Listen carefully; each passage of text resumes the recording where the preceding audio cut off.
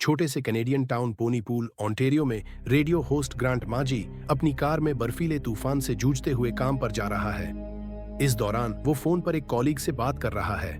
Grant काफी irritated है और यहाँ तक कि उसे फायर करने की धमकी देता है, फिर गुस्से में फोन एक तरफ फेंक देता है। लेकिन उसका कॉलीग बार बार कॉल करता रहता है, जिससे ग्रांट को गाड़ी साइड में रोककर अपना फोन ढूंढना पड़ता है। अचानक एक अनजान औरत उसकी कार की विंडो पर आकर कुछ अजीब सा बोलती है। ग्रांट एक पल के लिए नजरें घुमाता है और जब वो विंडो खोलने का सोचता है तो वो औरत वहां से गायब हो चुकी होती है। ये घटना ग्रांट को थोड़ी अजीब लगती है, लेकिन फिर वो उसे नजरअंदाज कर देता है, खासकर क्योंकि वो अब अपने रेडियो स्टेशन पहुंच चुका होता है। वहां पहुंचकर ग्रांट की मुलाकात उसकी कॉलीग लॉरेन से होती है, जो पहले से ही कंसोल पर बैठी कॉल्स लेने की तैयारी कर रही होती है और ऑन एयर कवर करने के लिए न्यूज ढूंढ रही होती है। लॉरेन उससे कहती है कि बेकार के जोक्स छोड़ दे और ग्रांट अपने वर्क स्टेशन की तरफ बढ़ जाता है। वो पोंटीपूल का स्वागत करता है और खराब वेदर के बारे में बात करता है। तभी प्रोड्यूसर सिडनी ब्रायर, जो ये ध्यान रखती है कि होस्ट ज्यादा बातें ना करे, कमरे में आती है। ग्रांट लिसनर्स के लिए एक सॉन्ग चलाता है और फिर रिपोर्टर केन लोनी का कॉल लेता है, जो बर्फीले तूफान की रिपोर्ट अपने हेलीकॉप्टर से कर रहा होता है। इसके बाद एक कांस्टेबल का कॉल आता है, जो इलीगल कैनबिस क्रॉप्स नष्ट करने के ऑपरेशन में लगा होता है। ग्रांट कहानी को थोड़ा ट्विस्ट देकर सुनाता है, लेकिन सिडनी उसे एग्जैजरेट ना करने के लिए कहती है और कॉल काट देती है। दोनों के बीच में बहस होती है क्योंकि सिडनी उसकी इमेजिनेटिव बातों का सपोर्ट नहीं करती। ग्रांट को अपनी फ्रीडम ऑफ स्पीच पर रोक लगने से गुस्सा आता है। आखिरकार दोनों एक समझौते पर आते हैं और ग्रांट एक खोई हुई बिल्ली की सिंपल न्यूज पर स्विच कर लेता है। उसे अचानक पुल पर देखी गई उस औरत की याद आती है। वो सिचुएशन को डिस्क्राइब करता है और पूछता है कि क्या उसे 911 कॉल करनी चाहिए थी।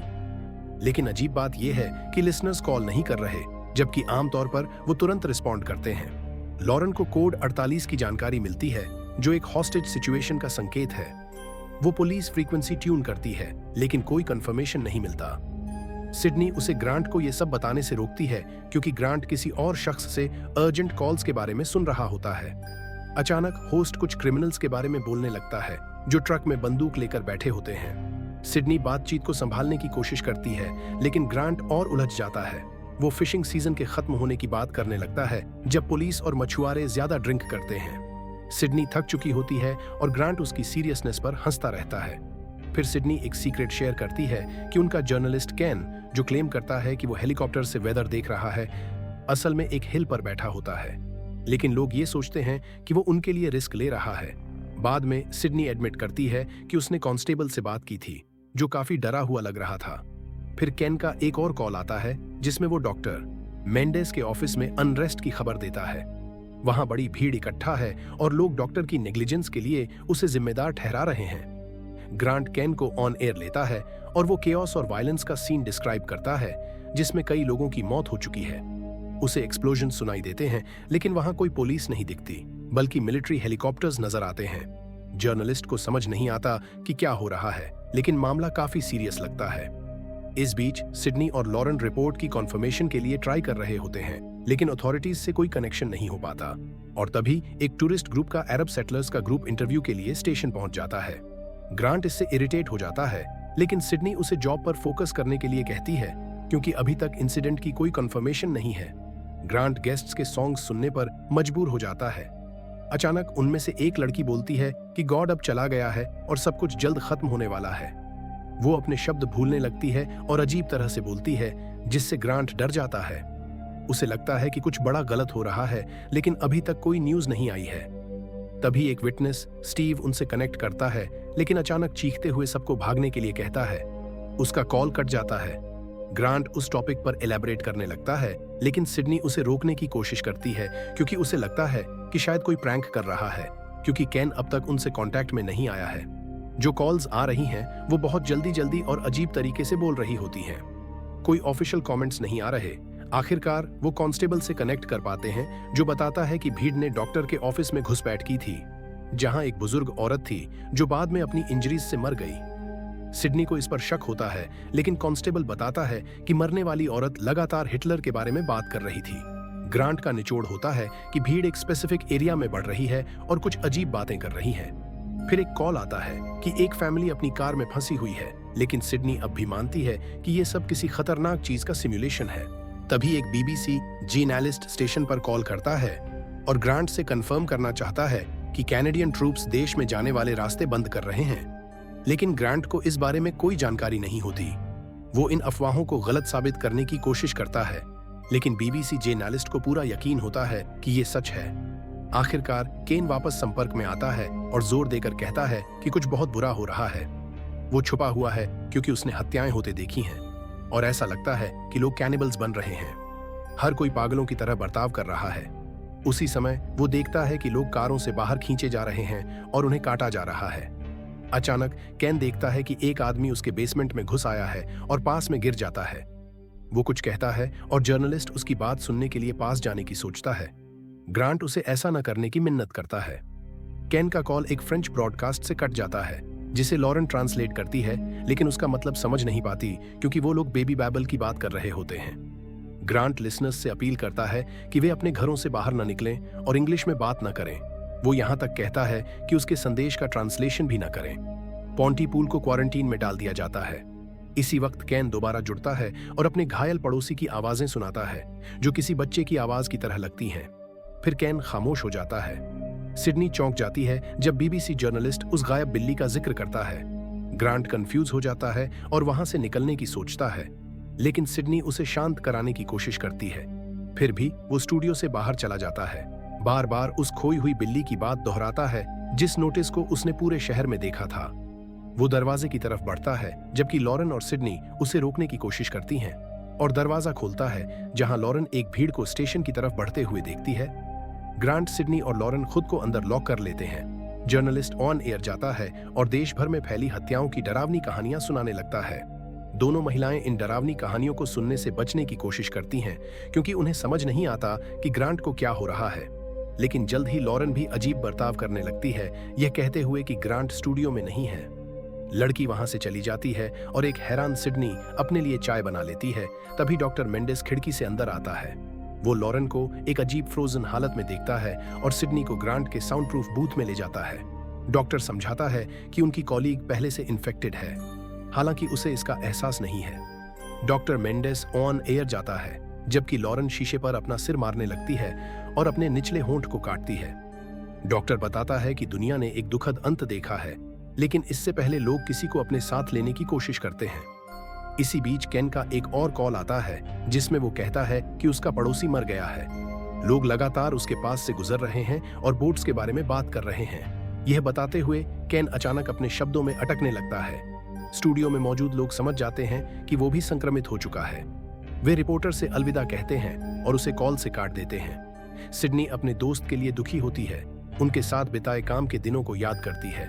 लॉरेन फिर से शीशे पर जोर जोर से सिर मारने लगती है। ग्रांट अचानक सोचता है कि क्या संक्रमित लोग लिप्स पढ़ सकते हैं। डॉक्टर मेंडेस ये पता लगाने की कोशिश करता है कि वायरस कैसे फैलता है, और फिर डर के साथ मानता है कि ये शब्दों में है। मेंडेस का मानना है कि वायरस इंग्लिश भाषा के कुछ शब्दों में छिपा है और यही शब्द संक्रमण को फैलाते हैं। संक्रमित लोग किसी और के साथ अपनी जिंदगी खत्म करने के लिए अगला शिकार ढूंढ लेते हैं। ये एक नया ट्रांसमिशन का तरीका है और यही मानवता का अंत है, क्योंकि इसे रोका नहीं जा सकता।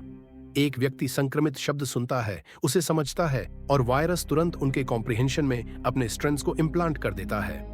डॉक्टर सभी को चुप रहने के लिए कहता है, लेकिन ग्रांट इसका विरोध करता है। कहता है कि हमें लोगों को इसके बारे में बताना चाहिए ताकि वो खुद को बचा सके। तभी सिडनी को उसके बच्चों का कॉल आता है और वो सुनती है कि वे भी संक्रमित हो गए हैं। लॉरान के मुंह से खून की धारा निकलती है और वो मर जाती है। मेंडेस को शक होता है कि ऐसा इसलिए हुआ क्योंकि उसे कोई शिकार नहीं मिला। ऐसा लगता है कि यही तरीका है जिससे वायरस शरीर से बाहर निकलता है। फिर उन्हें बाहर से आवाजें सुनाई देती हैं और एहसास होता है कि इमारत के बाहर एक बड़ी भीड़ जमा हो चुकी है। जल्द ही संक्रमित लोग अंदर घुस जाते हैं और साउंड बूथ में आने की कोशिश करते हैं। ग्रांट का मानना है कि शायद संक्रमित उनकी आवाज का पीछा कर रहे हैं और सिडनी ग्रांट की आवाज को रिकॉर्ड करके उसे एक्सटर्नल स्पीकर से चलाती है ताकि भीड़ को डिस्ट्रैक्ट किया जा सके। इन्फेक्टेड लोग सिडनी ब्रायर के जिंदा होने का मैसेज सुनते हैं और आवाज का पीछा करने लगते हैं। इसी एक्साइटमेंट में मेंडेस आर्मीनियन भाषा में स्विच कर जाता है और सबको समझ में आता है कि सिर्फ इंग्लिश ही संक्रमित है।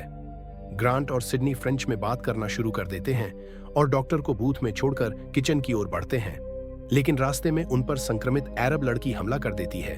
जिसे वो मुश्किल से संभाल पाते हैं और आखिरकार उसे मार देते हैं। सिडनी की हैरानी के लिए वो डॉक्टर को बूथ में देखते हैं और ये सोचने लगते हैं कि अगर वो संक्रमित हो जाए तो उसे कौन मारेगा। तभी डॉक्टर बाहर भागता है, उन तक कुछ कहने की कोशिश करता है, लेकिन अचानक म्यूजिक बजने लगता है और संक्रमित लोग वापस बिल्डिंग की तरफ लौटने लगते हैं। सिडनी, ग्रांट और डॉक्टर खुद को कंट्रोल रूम में लॉक कर लेते हैं। फिर डॉक्टर खिड़की से बाहर चढ़कर संक्रमितों का ध्यान भटकाता है, जिससे ग्रांट और सिडनी की जान बच जाती है। दोनों खुद को बाहर की दुनिया से पूरी तरह कटे हुए पाते हैं। ग्रांट इस कोशिश में लगा रहता है कि किसी तरह लक्षणों को उलटा किया जा सके, जबकि सिडनी बार बार लड़की को मारने के अपने अपराध की बातें दीवारों और दरवाजों पर लिखती रहती है। इसी दौरान वो किल शब्द से संक्रमित हो जाती है। ग्रांट को डॉक्टर की वो बातें याद आती हैं जो समझने के खतरे के बारे में थीं। कैसे एक इंसान संक्रमित शब्द को समझने की कोशिश में उसे दोहराता है और खुद संक्रमित हो जाता है।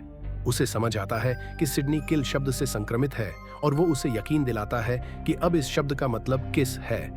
ग्रांट ये शब्द बार बार दोहराने लगता है और धीरे धीरे सिडनी के लक्षण खत्म हो जाते हैं। दोनों खुशी से एक दूसरे को किस करते हैं। फिर वायरस को रोकने की उम्मीद में पत्रकार ऑन एयर जाकर विरोधाभासी और उलझाने वाले शब्दों की एक सीरीज बोलते हैं ताकि उनके संक्रमित लिसनर्स को मदद मिल सके। ग्रांट अपनी खोज का निचोड़ समझाते हुए लोगों से कहता है कि जो वे कह रहे हैं उसे समझना बंद कर दें। अधिकारियों की तरफ से उन्हें ऑन एयर से हटाने की कोशिश की जाती है, लेकिन वो दोनों चेतावनियों को नजरअंदाज करते हुए शब्दों के मतलब बदलते रहते हैं। बाहर हेलीकॉप्टर्स और गोलीबारी की आवाजें आने लगती हैं। फौज संक्रमित लोगों को मार रही है। ग्रांट गुस्से में चिल्लाता है, उनसे हत्या रोकने की मांग करता है और अचानक सब कुछ शांत हो जाता है। पत्रकार कहता है कि कल एक नया दिन आएगा जब वो वही करेंगे जो वो हमेशा करते हैं, और यही जिंदगी का मतलब है। ये दुनिया का अंत नहीं है, बस एक दिन का अंत है। तभी बाहर एक तेज आवाज से गिनती 10 से नीचे आने लगती है। सिडनी ग्रांट के साथ बूथ में शामिल होती है और दोनों एक दूसरे को किस करते हैं। एक धमाके की आवाज आती है और स्क्रीन काली हो जाती है। क्रेडिट्स के दौरान दुनिया भर से न्यूज रिपोर्ट्स चलती हैं कि क्वारंटीन से मदद नहीं मिली और जल्द ही वायरस संक्रमित भाषा के स्रोत इंग्लैंड तक पहुंच गया। पोस्ट क्रेडिट सीन में सिडनी और ग्रांट वायरस से बच जाते हैं और इंग्लिश बोलते रहते हैं, अपने वर्बल रोल प्लेइंग गेम्स के सिस्टम को बेहतर करते हुए। एक अनोखी कहानी जहां क्लासिक हॉरर के एलिमेंट्स जैसे समाज का टूटना, सड़कों पर अफरा तफरी या मांस खाने वाले ज़ॉम्बीज दिखाई नहीं देते, लेकिन उनकी आवाज सुनाई देती है, क्योंकि ज्यादातर फिल्म एक ही कमरे में होती है और घटनाएं रेडियो पर सामने आती हैं। और अजीब बात यह है कि ये सब इसे और भी डरावना बना देता है।